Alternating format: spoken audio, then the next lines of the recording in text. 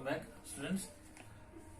Last lecture में हमने relation develop किया लाइन वोल्टेज और phase voltage and line current और फेज करंट के बीच में three phase circuit, whether it is in delta connected और इन स्टार कनेक्टेड। ठीक है, तो अभी जो भी हमने अभी तक सीखा थ्री फेज में उस पर कुछ थोड़े न्यूमेरिकल करेंगे। तो फर्स्ट न्यूमेरिकल लेते हैं हम। तो हमारा क्वेश्चन है a balance star connected load with a phase resistance of 40 ohm and reactance of 25 ohm is supplied by a balanced positive sequence delta connected source with a line voltage of 210 volt।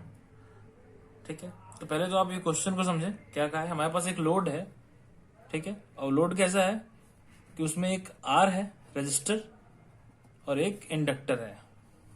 ठीक, तो three phase load है, वो भी star connected.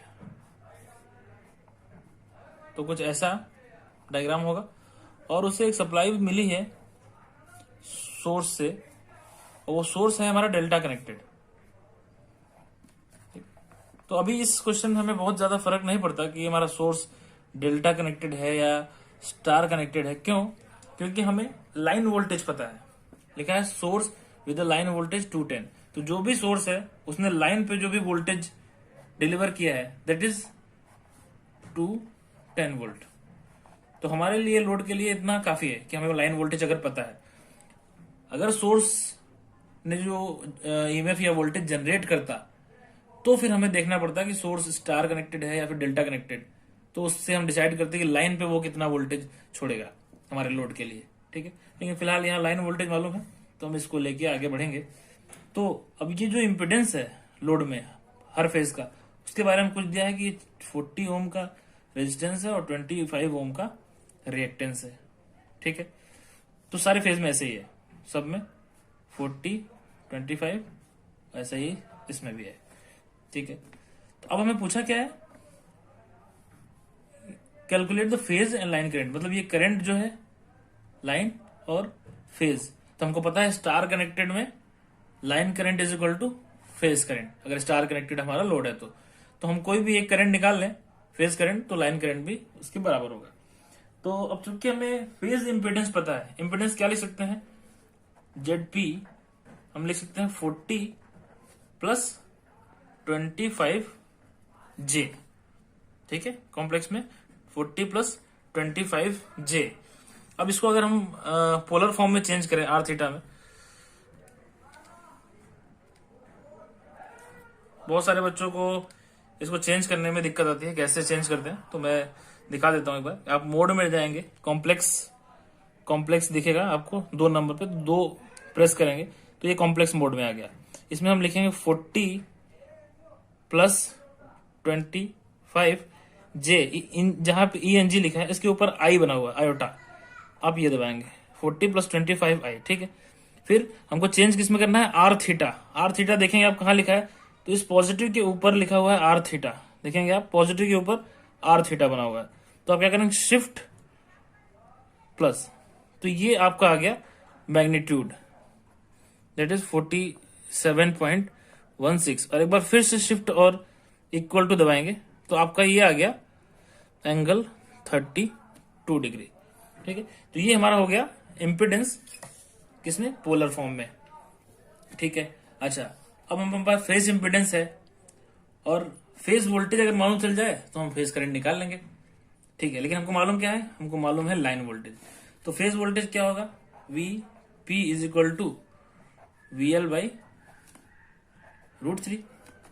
ठीक, अगर VL को हम मान लेते हैं कि VL हमारा कितना था, let's say VL is equal to 210 angle 0, तो मैग्नीट्यूड VP का क्या होगा, VL बाई √3। तो VL बाई √3 हमारा कुछ आ जाएगा 210 बाई 1.7 121.24 121.24, ये तो इसका मैग्नीट्यूड आ जाएगा। लेकिन हमें पता था कि लाइन वोल्टेज जो है वो फेज वोल्टेज को 30 डिग्री लीड करता था स्टार कनेक्टेड लोड में। इसका मतलब फेज वोल्टेज जो है वो लाइन वोल्टेज को 30 डिग्री लैगिंग होगा, तो हम इस पे एंगल रखेंगे -30, क्योंकि अगर हमने इसको रेफरेंस लिया है तो। ठीक है, तो अभी हमारा करंट कितना हो जाएगा, phase current IP is equal to, हमें फेज इंपीडेंस पता है, फेज वोल्टेज पता है, तो VP by ZP is equal to, VP हमारा क्या है 121.24 एंगल -30 और हमारा जेडपी है 47.16 एंगल 32। ठीक है, तो हम इसको सीधे डिवाइड कर सकते हैं, 121.24 डिवाइड बाई 47.16, तो ये हमारा मैग्नीट्यूड आता है 2.57 और एंगल ये ऊपर जाके उसमें ऐड हो जाएगा माइनस होके, तो एंगल आ जाएगा -62।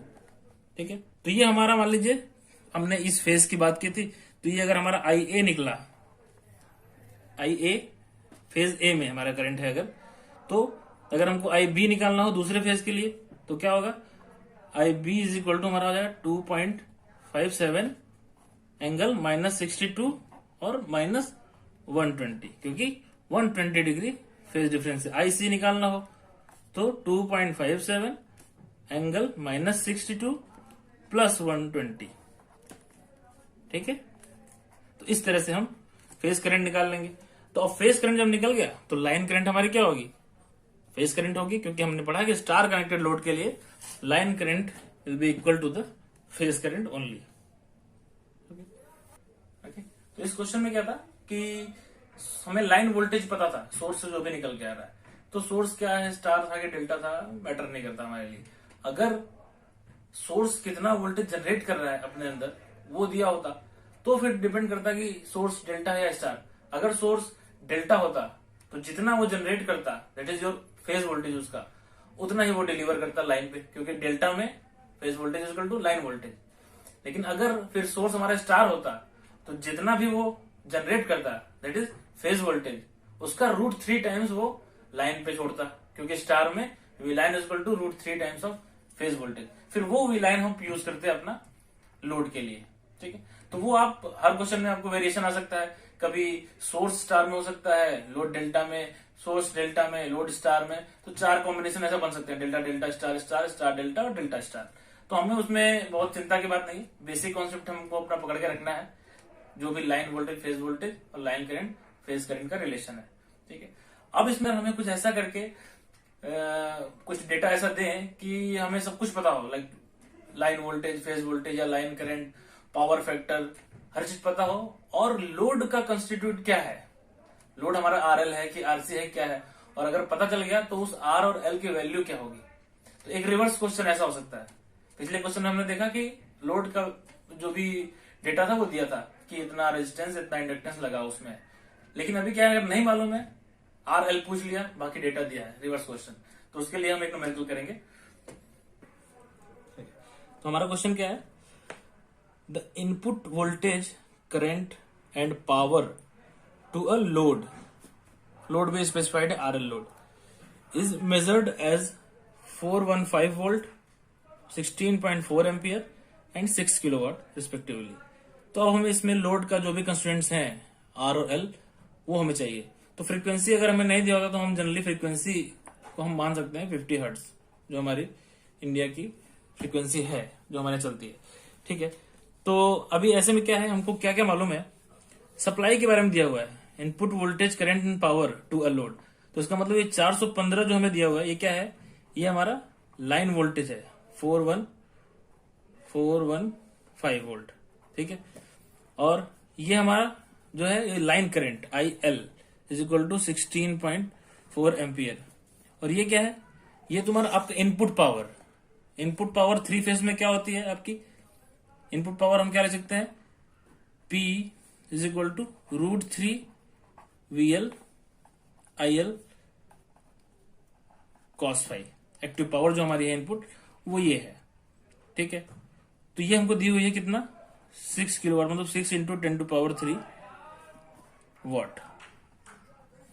ठीक है, तो अभी क्या है, इतने डेटा हमको मालूम है। अच्छा है, मैं आपको बता दूं, अगर आपको याद ना हो तो हम देख सकते हैं कि 3 फेज जो पावर्स होती है वो कौन कौन सी होती हैं। एक तो हमारी होती है एक्टिव पावर, P इसको बोलते हैं हम एक्टिव पावर, वो क्या होती है, √3 VL IL cos of V और I के बीच का एंगल। ठीक है, ये हमारी लाइन क्वांटिटीज है, VL और IL, और Q होता है रिएक्टिव पावर, इसकी यूनिट हमारी होती है वॉट। रिएक्टिव पावर क्या होती है, √3 VL IL साइन थीटा, ठीक है। इसकी क्या होगी, volt ampere. Reactive power VAR, reactive volt ampere, ठीक है। एक हमारी होती है एपरेंट पावर, स्मॉल एस लिखेंगे हम, वो होगी √3 VL IL, ये होती है वोल्ट एम्पियर में। एक हमारी होती है टोटल पावर, ये हमारी होगी एपरेंट। फिर हमारी होती है टोटल या फिर कॉम्प्लेक्स पावर, कॉम्प्लेक्स पावर और टोटल पावर, ये क्या होती है, इसको हम क्या लिख सकते हैं, या तो P + JQ कर लीजिए अगर आपके पास P और Q है तो, ये कॉम्प्लेक्स पावर है, टोटल पावर। या फिर हमारा हो गया √3 VI का कॉन्जुगेट, जहां V और I हमको मैग्नीट्यूड नहीं है, ये पूरा कॉम्प्लेक्स क्वांटिटी है, मतलब मैग्नीट्यूड और एंगल के साथ V भी है, मैग्नीट्यूड और एंगल के साथ I भी है। तो यहां से हमको एक कॉम्प्लेक्स नंबर मिलेगा, उसका जो रियल पार्ट होगा दैट इज योर P, और जो इमेजिनरी पार्ट होगा दैट इज योर Q, ठीक है। तो ये एक ओवरव्यू है, आपको अगर पावर के फॉर्मूले नहीं पता है 3 फेज में तो, ठीक है। अपने क्वेश्चन पे आते हैं हम।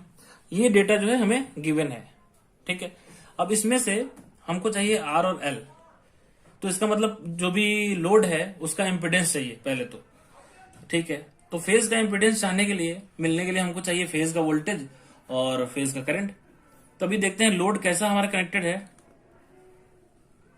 लोड इतना इज मेजर्ड इतना रिस्पेक्टिवली, यहाँ पे लोड हमें गिवन नहीं है। अगर हम एज्यूम कर लेते हैं load is let's say star connected, या फिर स्टार के लिए हमने पहला किया, तो अभी इसको मान लेते हैं डेल्टा कनेक्टेड। चलिए इसको मान लेते हैं कि लोड हमारा जो है वो डेल्टा कनेक्टेड था। अब जब लोड डेल्टा कनेक्टेड है तो आपको क्या मालूम है कि V phase is equal to हो जाएगा V लाइन। डेल्टा कनेक्टेड में ऐसा होता है, तो V फेज भी हमारा क्या हो जाएगा 415, ठीक है। अच्छा, अब करंट का क्या होगा डेल्टा कनेक्टेड में, करंट जो होती है हमारी IP वो हो जाएगी IL/√3। तो IL हमारी कितनी थी, IL हमारी थी 16.4 डिवाइड बाई √3 1.732, तो ये हो जाएगा 16.4 डिवाइड बाई 1.32, ये आपका हो जाएगा 9.46। अगर इसको हम रेफरेंस लेते हैं 16.4 एंगल 0, तो IP क्या होगा, हमको पता था लाइन करंट जो थी वो लैग कर रही थी फेज करंट को, इसका मतलब फेज करंट हमारी लीड करेगी लाइन करंट को 30 डिग्री, ठीक है। तो आपका Z क्या हो जाएगा, Z is equal to VP/IP। VP हमारा क्या है, VP है तुम्हारा यही 415 डिवाइड बाई IP। IP क्या है, IP है हमारा 9.46, ठीक है 9.46। अब इसको डिवाइड करेंगे तो 415 डिवाइड बाई 9.46, ये हमारा हो गया 43.86, ठीक है। ये मैग्नीट्यूड है, Z का मैग्नीट्यूड आ गया। एंगल क्या होगा, एंगल वही होता है जो पावर फैक्टर एंगल होता है। पावर फैक्टर आप कहां से निकाल सकते हैं, ये आपको दिया हुआ है। इस डेटा से हमारे पास VL है, IL है, ये वोल्टेज है, पावर फैक्टर निकाल सकते हैं। तो पावर फैक्टर हमारा क्या होगा, cos phi is equal to 6 into 10⁻³ divide by √3।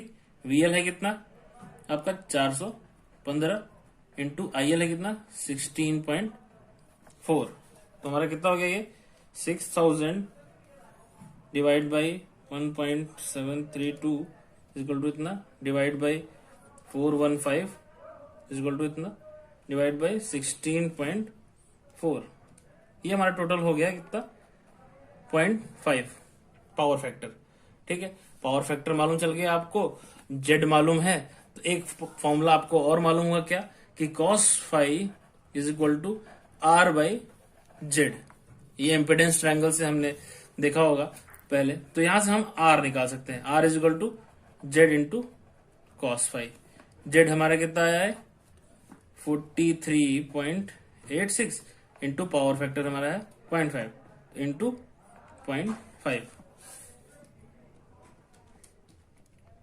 तो ये कितना आ जाएगा, ये आ जाएगा तुम्हारा 22.32 ओम। अब जब आपको आर पता चल गया, जेड आपके पास है, तो एक्सएल जो होगा वो क्या होगा, under root Z square minus R square, क्योंकि जेड इक्वल टू होता है आपका R plus j XL. Magnitude लेंगे तो XL equal to under root Z square minus R square, तो यहां से आपका एक्सएल निकल जाएगा। ठीक है, तो जो भी एक्सएल की वैल्यू आपकी आएगी, तो अगर आपको लेट्स से एल की वैल्यू चाहिए, तो एक्सएल इक्वल टू हमें पता है क्या, XL equal to 2 pi f L. XL की वैल्यू आप फाइंड कर चुके हैं, फ्रीक्वेंसी आपको 50 हर्ट्ज मालूम है, यहां से आप एल निकाल सकते हैं हेनरी में।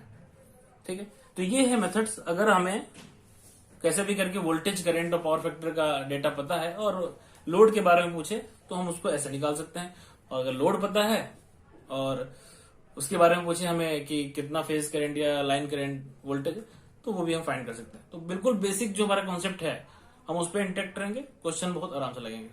Thank you.